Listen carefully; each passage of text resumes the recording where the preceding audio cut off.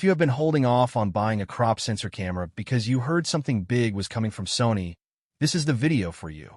We are putting the leaked specs of the upcoming Sony A6900 side by side with the current class leaders in this category, the Sony A6700, the Fujifilm X-H2S, and the Canon EOS R7, to figure out exactly where this new camera would actually stand once it arrives.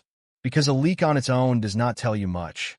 What matters is how those numbers compare to the cameras people are actually buying and using right now, and whether upgrading, waiting, or sticking with what you have is the smarter move.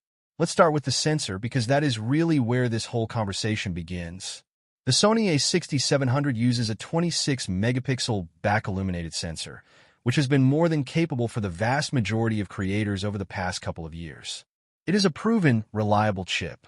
The Fujifilm X-H2S, which has arguably been the benchmark for high-speed APS-C performance since it launched, uses a 26-megapixel stacked sensor. And that stacked design is precisely why it has been able to hit such impressive burst and video specs despite being a few years old now. The Canon R7 sits at 32.5 megapixels, but uses a more conventional sensor readout, which is part of why it has historically shown more rolling shutter and fast motion compared to the Fujifilm. Now compare that to what is being reported for the Sony A6900, a 33-megapixel stacked sensor. If accurate, this would give Sony both the resolution advantage over the Fujifilm and the stacked sensor speed advantage over the Canon, essentially combining the best attributes of its two biggest rivals into a single sensor.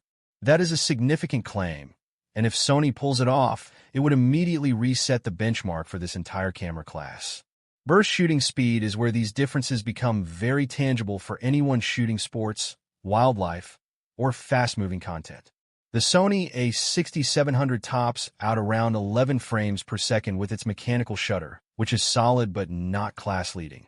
The Fujifilm X-H2S has been the speed king in this segment, capable of up to 40 frames per second with its electronic shutter thanks to that stacked sensor design. The Canon R7 can hit 30 frames per second electronically as well, though again with more visible rolling shutter artifacts during fast motion because it lacks a stacked sensor. The rumored Sony A6900 sits at 30 frames per second electronically and 15 frames per second mechanically. That puts it just behind the Fujifilm's peak electronic shutter speed, but comfortably ahead of the current Sony A6700, and roughly in line with the Canon while likely offering cleaner rolling shutter performance thanks to the stacked design. In practical terms, for the vast majority of shooters, the difference between 30 and 40 frames per second is unlikely to be the deciding factor. What will matter more is how usable those frames are, meaning how much rolling shutter distortion shows up in the results.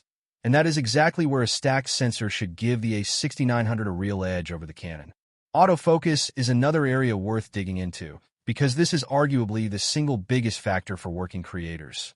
The A6700 already uses Sony's excellent AI-based subject recognition system, which has been widely praised for tracking eyes, faces, and a range of animal and vehicle subjects with impressive consistency.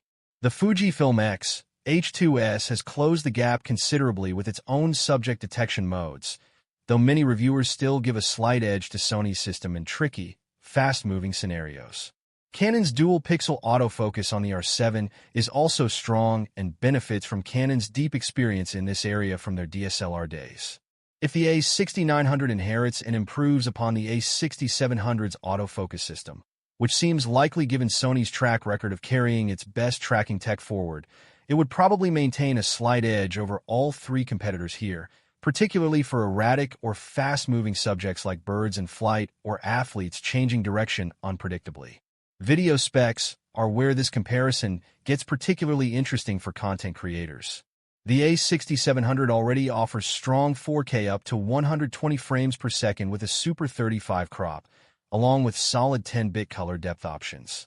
The Fujifilm X-H2S can shoot 4K at up to 120 frames per second as well, and even offers a limited 5.8K oversample mode, making it a favorite among hybrid shooters who want maximum flexibility in post. The Canon R7 offers 4K at up to 60 frames per second without a significant crop, which is respectable but noticeably behind both Sony and Fujifilm at the high frame rate end. If the rumored specs for the A6900 hold, particularly around reduced rolling shutter from the stacked sensor and the added processing headroom from the Bion's XR2 chip. We would expect the A6900 to match or exceed the Fujifilm's video capabilities while likely offering better autofocus performance during video recording, which has traditionally been one of Fujifilm's few weaker points compared to Sony. Dynamic range is a more uncertain comparison right now, since the A6900 numbers are still rumors rather than confirmed lab results. The A6700 typically measures around 13 to 13.5 stops of dynamic range in real-world testing, which is respectable for this sensor class. The Fujifilm X-H2S generally lands in a similar range, sometimes slightly behind due to the demands of its stacked sensor design. The Canon R7 performs comparably as well. The leaked claim of over 15 stops for the A6900 would be a notable jump above all three of these cameras if it holds up under independent testing. Though, as we mentioned in our previous video on this camera, dynamic range claims from leaks tend to be optimistic and should be treated with some caution until reviewers get hands-on units. Build and ergonomics is really where these cameras start to differentiate themselves in ways that matter for day-to-day shooting. The Fujifilm X-H2S has a more substantial, DSLR-like grip and a dedicated top display, which a lot of photographers genuinely prefer for stills-focused work. It also carries Fujifilm's well-regarded weather sealing. The Canon R7 has a comfortable grip as well and benefits from Canon's mature lens ecosystem, though the RFS lens lineup for crop sensor bodies is still noticeably thinner than what Sony and Fujifilm offer.